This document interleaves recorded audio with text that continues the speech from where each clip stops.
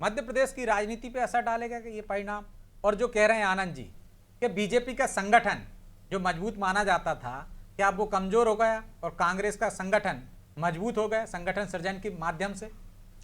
देखिए, दोनों ही चीज़ें ब्रजेश जी, हाँ भी ना भी, क्योंकि एक चुनाव से कोई संगठन मजबूत नहीं होता और एक चुनाव से कोई संगठन कमज़ोर नहीं होता है।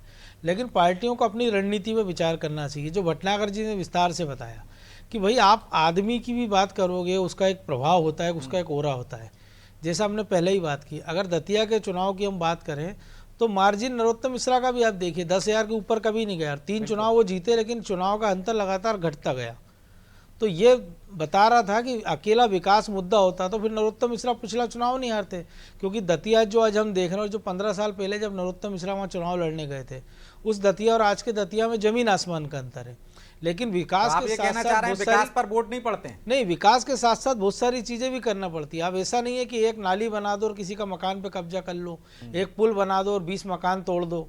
तो ये ऐसा विकास भी जनता को नहीं चाहिए होता है। तो कई बार होता है। और ग्वालियर चंबल में एक इतिहास देखिए आप कि गृह मंत्री जो बना है वहाँ का, वो हमेशा परेशान रहा है, क्योंकि वहाँ हर आदमी को बंदूक चाहिए, हर आदमी को वहाँ पिस्टल का लाइसेंस, आप ये हर आदमी को दे नहीं सकते हो। तो एक सबसे बड़ी नाराजगी वह जो भी गृह मंत्री या कोई प्रभावशाली नेता रहता है, ये संकट उसके सामने हमेशा रहता है।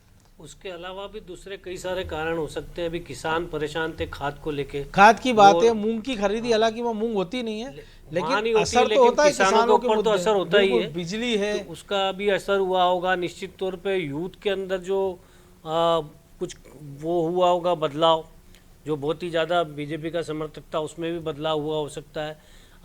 इसके अलावा भारतीय जनता पार्टी के लिए तो ये सबक लेने वाले चुनाव है। केवल दतिया ही नहीं, आप जो बिहार का जो चुनाव, वहाँ भी बीजेपी हार रही है। तो भारतीय जनता पार्टी को ये सोचना पड़ेगा कि वो कांग्रेस के रास्ते से हट जाए।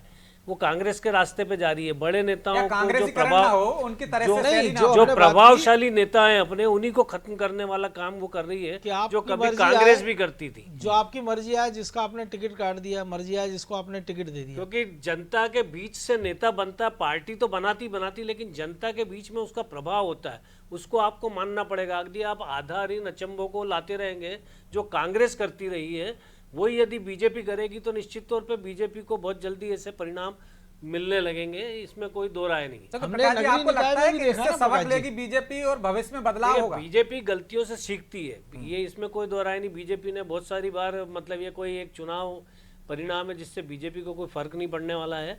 लेकिन गलतियों से सबक लेने की आदत इस पार्टी की है, क्योंकि ऑर्गेनाइजेशन पे इनका ज़्यादा जोर होता है, संगठन पे इनका ज़्यादा जोर होता है, तो अपनी कमियों को जल्दी दूर भी कर लेते हैं।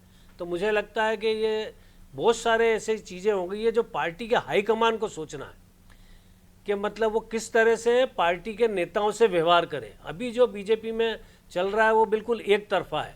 जो हाईकमान पैटर्न कांग्रेस का था, वो आजकल भारतीय जनता पार्टी में आ गया। मैंने वो दौर देखा है भारतीय जनता पार्टी में कि जब मध्य प्रदेश के फैसले मध्य प्रदेश के नेता ही करते थे, उसमें दिल्ली का कोई दखल नहीं होता था।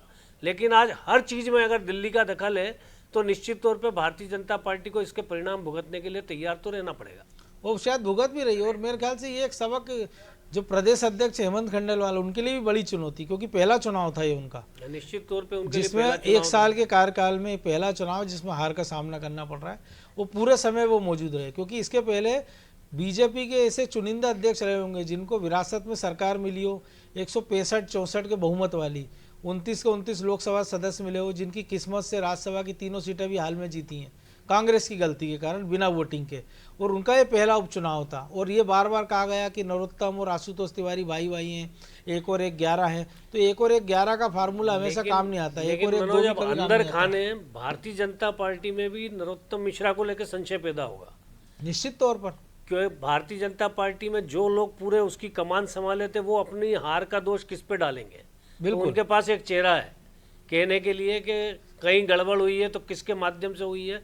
हालांकि मैंने पहले भी कहा कि ये सीट कोई बहुत बीजेपी की मजबूत सीट नहीं है। यहाँ नरोत्तम मिश्रा के सिर पर आप हार का ठीकरा फोड़ोगे, तो फिर बिहार में किसके सिर पर फोड़ोगे?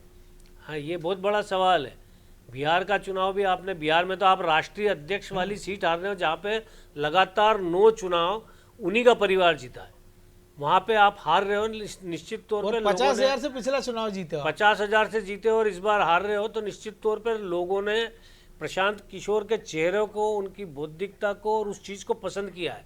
तो लोग उचित विकल्प भी तलाश रहे हैं। तो ये वहाँ पे भी कांग्रेस या समाजवादी पार्टी नहीं है। अच्छा, जब लेकिन पार्टियों को, मध्य जब प्रदेश में लोगों तो को निश्चित लगता तौर होगा पे कांग्रेस मतदाताओं को कि एक पार्टी भी वैसी है दूसरी भी, आरजेडी की हम बात करें, वो तो तीसरे नंबर पर खिसक गई है, तब उनको विकल्प दिखता है तो वो देखते हैं। हाँ, निश्चित विकल्प तौर की पे तरफ जाते लोग वैकल्पिक राजनीति चाहते हैं। तो आप देखिए अरविंद केजरीवाल भी इसीलिए आए, वो भी फेल्यूअर हुए, वो बाहर हो गए एक तरह से। अब प्रशांत किशोर से उम्मीद कर सकते हैं, उन्होंने पिछले चुनाव में पूरे 3.5% विधानसभा में वोट लड़ा मिले था थे लेकिन उनको। सफलता नहीं मिली। 3.5% वोट मिला था पहली बार लेकिन मैदान में। व्यक्तिगत तौर पे उनको जो है इस चुनाव के अंदर सफलता मिलेगी तो निश्चित तौर पे लोगों का मनोबल बढ़ेगा। और जो लोग भारतीय जनता पार्टी का विकल्प, जो कांग्रेस को भी नहीं मानते हैं, जो आरजेडी को भी नहीं मानते, तो उन्हें एक कोई ऐसा विकल्प तो चाहिए, अदरवाइज उनके पास भारतीय जनता पार्टी और जनता दल यूनाइटेड का कोई विकल्प नहीं है। आरजेडी जेडीयू, लेकिन मध्य प्रदेश में ऐसे आसार नहीं है ना। मध्य लेकिन प्रदेश में राजेश जी, दूर दूर तक कोई एक आसार और नहीं चीज है है ना, भैया। देखिए जो प्रकाश जी ने कहा कि हेमंत खंडेलवाल के लिए एक आशा की किरण या एक तसल्ली हो सकती है कि यार मैं तो प्रदेश अध्यक्ष हूँ, दूसरी सीट आ रही, राष्ट्रीय अध्यक्ष अपनी सीट हार गए। और राष्ट्रीय अध्यक्ष ये कह सकते हैं कि मुझसे पिछले वाले जेपी नड्डा तो अपना राज्य हार गए थे हिमाचल। तो ये तसल्ली सबके लिए है इसमें।